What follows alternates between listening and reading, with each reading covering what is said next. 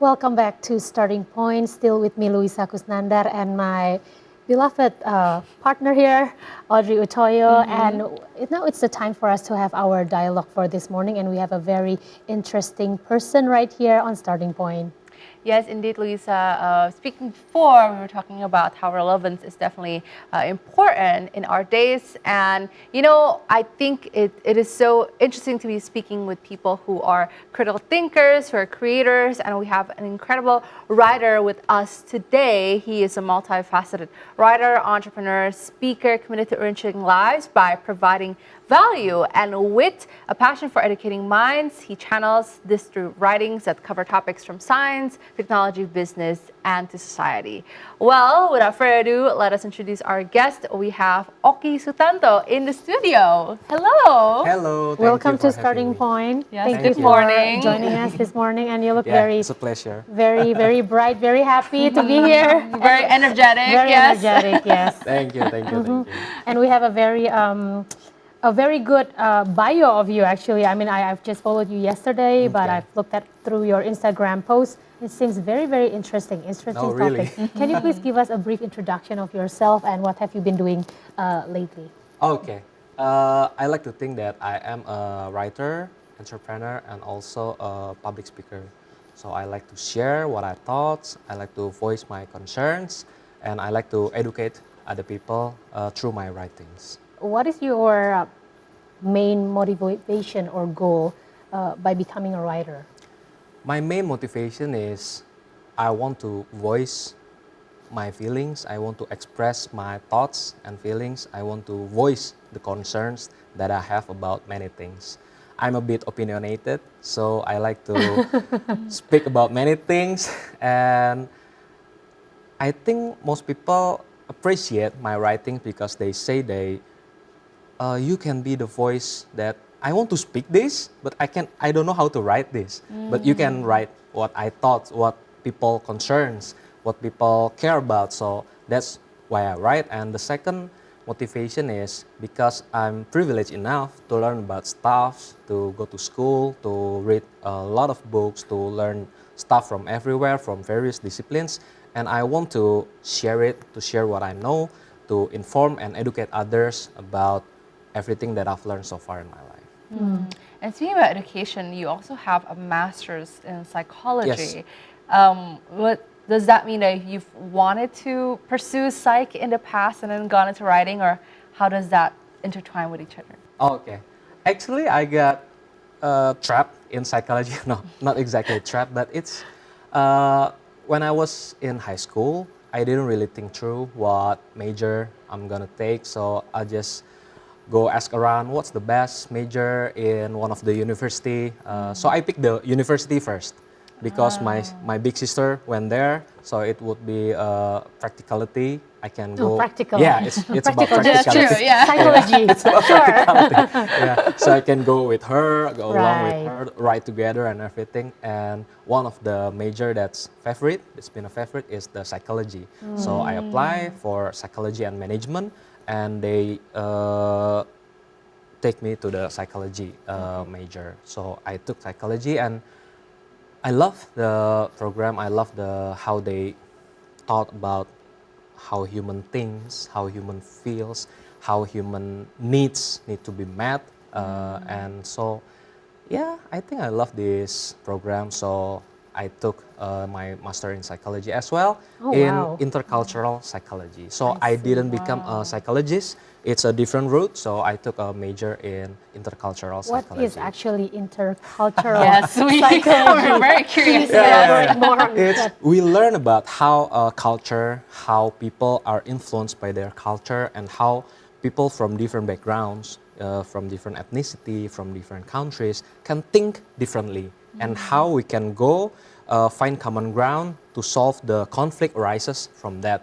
So it could be beneficial for multinational companies, for universities, for the conflicts between countries, between tribes, between ethnics, if we can understand what's the root behind their culture and how we can communicate and how we can work together towards the same goal. So it's not really just understanding human in general, but how they interact with each other Yes. based on their background. Yes. Now, from your studies in psychology, how how did you then transform into a writer? And before you mentioned off air that you publish books before, Yes. and then now you have become a very successful digital writer.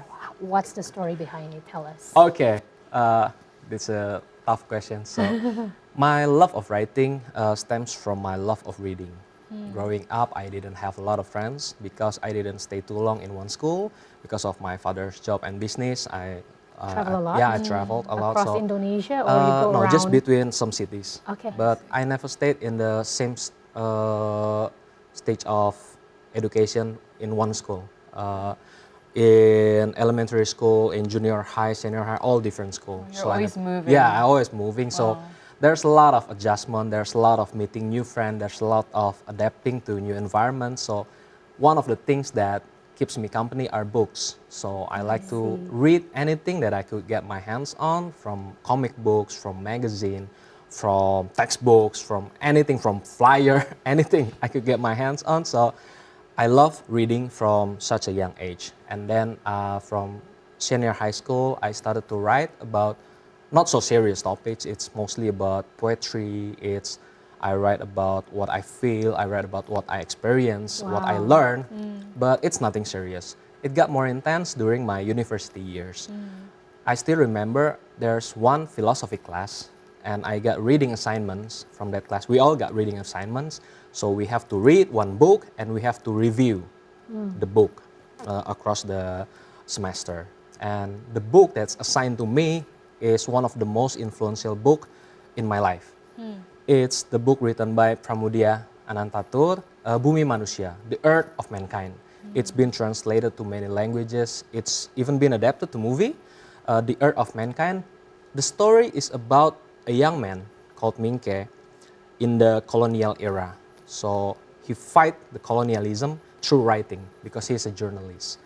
So from there, I thought, so you can fight through writings?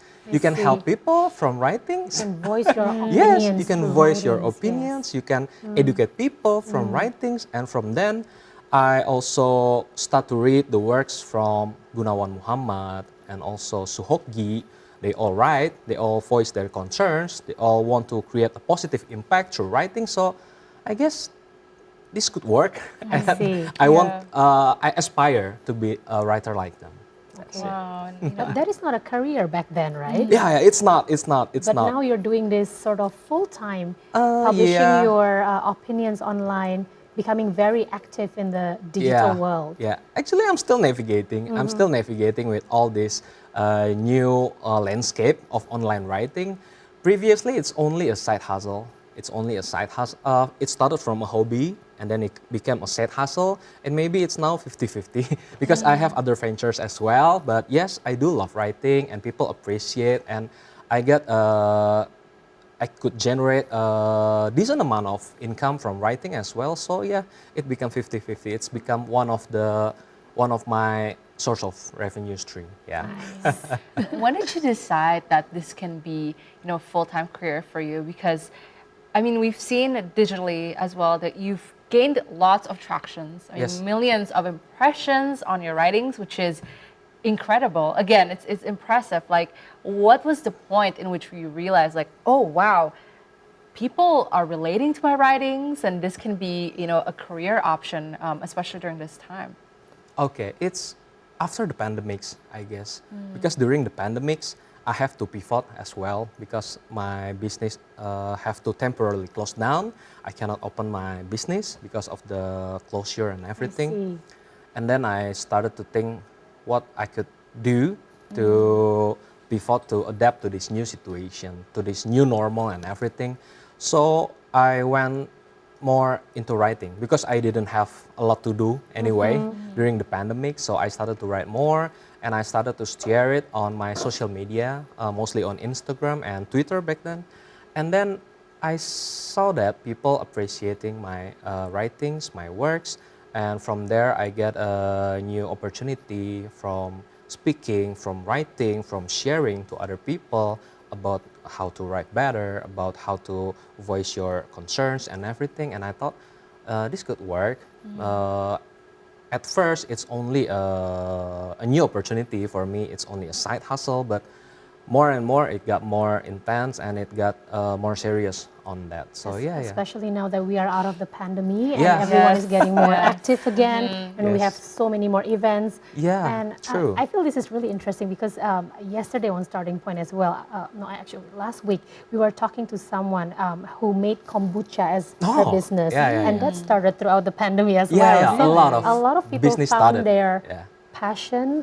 They Yes. can channel it through their passion, and they found it as a therapy during the pandemic. true. And then in the end, now it's actually continuing and Yes, yes, becoming yes. like their own side business or their career, a new Yes, career. yes, yes. A lot of things happens during the pandemic. A lot of people tried new stuff because previously they don't have the opportunity. They don't Exactly. have the time because they have to work and everything.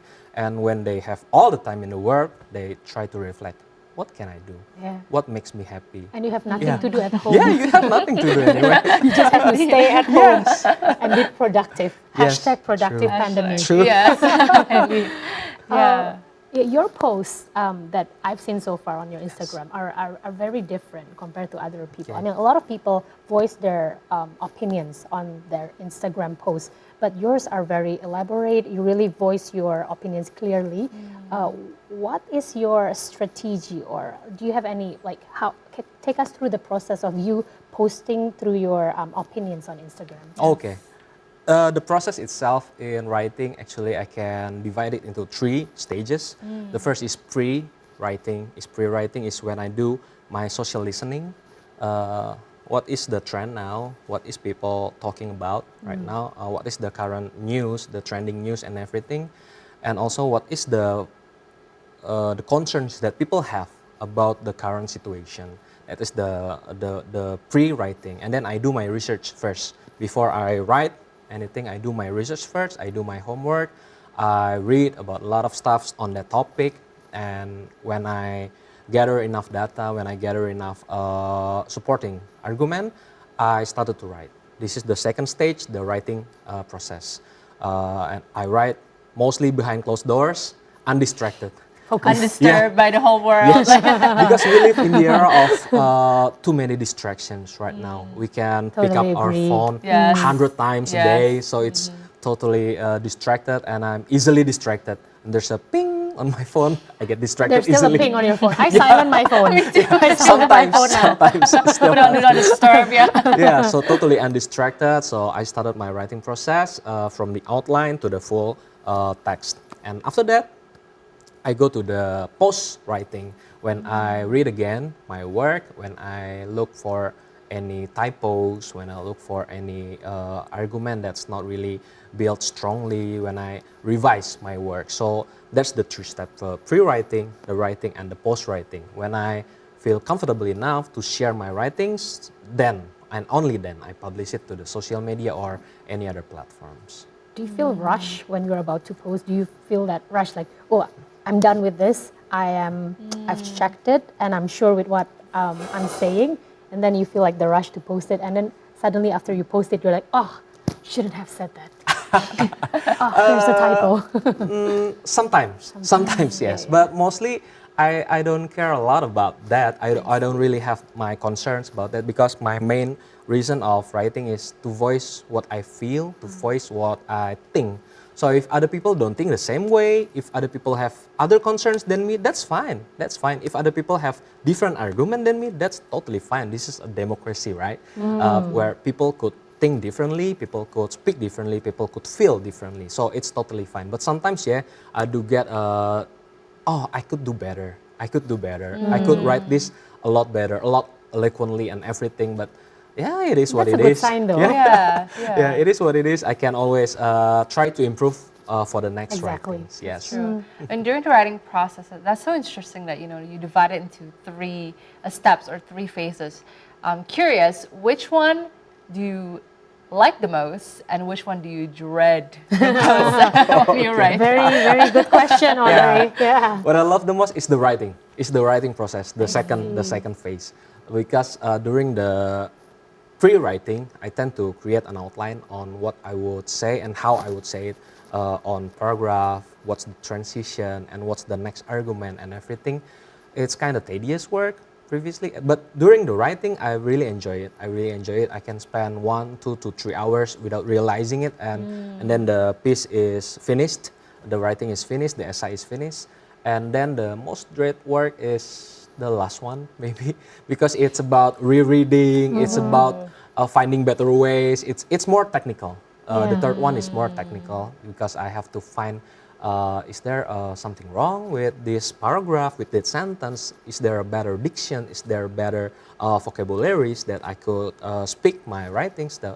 It's kind of technical. So the third phase, I didn't really enjoy it, but it's You just have to it's do the your process due I have diligence to go. It's always as the a revisions, journalist. right? Yes, yes, yes. Yeah. Well, I mean, you've been a digital writer for a while now. Have you got any negative experiences or negative feedback like Oh, on yeah, your? of I mean, course, like of you course. post stuff as in like politics, right? Yes. Isn't that? It's a bit like even for us as journalists, we need to be really careful with what we post online because it's a scary world out there. Yes, Once you true. post something, you cannot take it back, Yes. and especially if your account is public. I mean, like millions of people can see what you write. Share with us. True. Okay. Previously, I was a bit active, very active on Twitter. Now X. X, Yeah, yes. now X. There, the hate comment, the negative comment is very high. It's very often. Intense, yeah? Yeah, it's very intense in Twitter. So it humbles me. So I got used to the negative comment, to different perspectives and everything, and I didn't really take it personal for me. So when I voice my concerns, as I said previously, it's about what I feel, it's about what I think. If other people have different perspectives, it's perfectly all right. It's perfectly all right. But yeah, sometimes I do get negative comment. I do get hate because of my ethnicity, because of my background, because oh you're privileged, so you can speak like that and everything. And during the past months, I spoke a lot. I wrote a lot about politics. And Election. people with during the election, and people with different perspectives will get their assumption, will get their insinuation about me and everything. Oh, you are paid by one of the presidential you? candidate. No, of course not.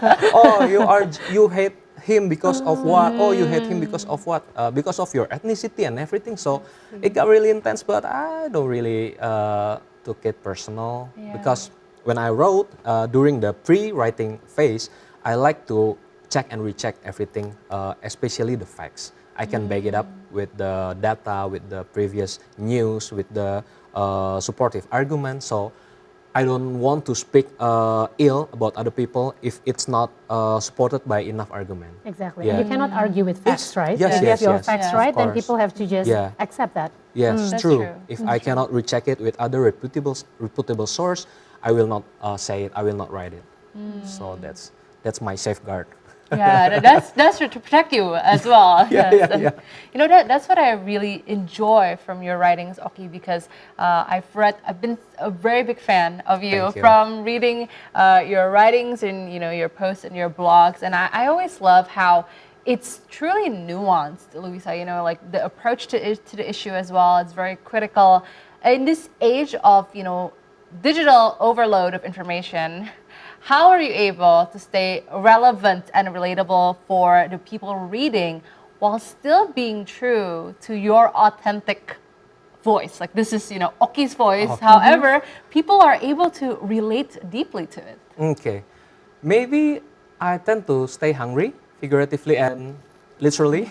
I like to stay No, hungry. you're good. You're good. I eat a lot, so We do too. I mean, it's brunch after happy this. people. Yes. yeah, I like to stay hungry. So not just eating the food, but I love to learn as well. I love to learn from various books, from various videos, from various disciplines. And also I like to meet people and pick their brain and ask about many stuffs from them, from their expertise. So I like to learn a lot, and I like to keep the growth mindset inside of me, that there's always room for improvement, that I can always be better, that I can always try to improve my craft. So on my early works, on my early writing, it's not that good. It's bad actually, but along the way, I learned how to improve my writings. I learned how to connect more with my audience. I learned how to say something that's evocative. with the audience, that can evoke something to the audience. So I like to keep improving, and I think it's a continuous process. It's an endless learning process ahead. So there's always room for improvement. So after years of writing, so maybe now I get better, but I can always get better in the future. Maybe that's it. Among all the posts that Yeah. you have posted so far on Instagram, what have been the most, I don't know, most popular posts so far? Last year, I post about issue in the concert industry, entertainment industry. I see. It's where we didn't get Taylor Swift, and we only get one day of Coldplay. Exactly. Yeah. That's a bummer. It's still a bummer Yeah. till now. As a Swifties, that broke my heart. We feel it too. So I write about it. And then I compare about it with how the Singaporean government. And this you wrote last year. Yeah, last year. Yeah, because I it's, wrote last year. it's just Yeah, in the it just news came in. recently. Yeah, in the news Yeah. recently. Oh, Yeah. okay. I wrote it since last year how the government really supports the entertainment industry. Previously, the national stadium is not that good. Even the people react, this stadium is bad. Even their own people say like that. But the 2021, their government took over the management of the stadium, and then they start to bring a lot of artists, a lot of performers, world-class performers to come to Singapore. And I know from the beginning, it's a government support. The government must pay see. something about this. It's their strategy. Yeah, it's their strategy to bring tourists, to bring up their industry, Economy, their tourism yes. industry and economy, so it can boost their economy after the pandemic. So I wrote it last year, and it millions of people All the are reading. Swifties, Yeah, all especially. the Swifties, the people from music industries, the politicians, and other public figures shared my writings so many times. I see. Really resonated. And yeah, it it's really still resonates. very much relevant, Yeah. especially now, Yeah. just days until the Taylor Swift Taylor concert Swift in in Singapore. Yeah, true. Oh, it's so unfair. I'm like, why? That's true. We were just talking about this in the makeup room. So it's, and those phenomenons, I think, are always so interesting, like you said, to observe culturally, and I'm sure that there's tons of them from your writings as well. What are other intriguing cultural phenomena that you've seen in the world or Indonesia that you find have been so fun to write about in the past few years? Oh, there's a lot. There's a lot of phenomenon, but mostly what I cared about and my concern is about the rise of social media and the democratization of knowledge, where everyone can speak, everyone can write whatever they want. So it's a bit of concern.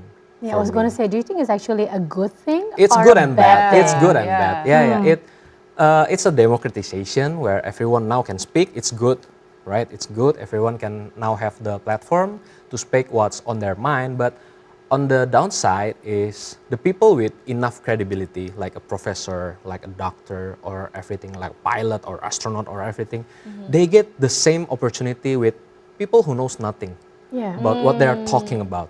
So especially during the pandemic, people with 20 years of experience of treating people, of medicine and everything, have the same have the same opportunity to be viral Exactly. with people maybe who knows nothing about it. Oh, vaccine is bad, don't take vaccine and everything. So that's the downside. So we got littered by low quality contents. We got littered by people. Well, there's no quality control anyway. Yeah, there's to no begin quality with. control. Yeah, that's Yeah. it. So that's my concern, and there's always something to write about on that subject. So it's not only happen in Indonesia. Yeah, and Anyway. I find it a little bit scary, to be honest. I mean, be like, honest, we are yes. putting so much contents out there, Yes. and sorry to say, a lot of it is actually pretty trashy. I mean, there's Yeah.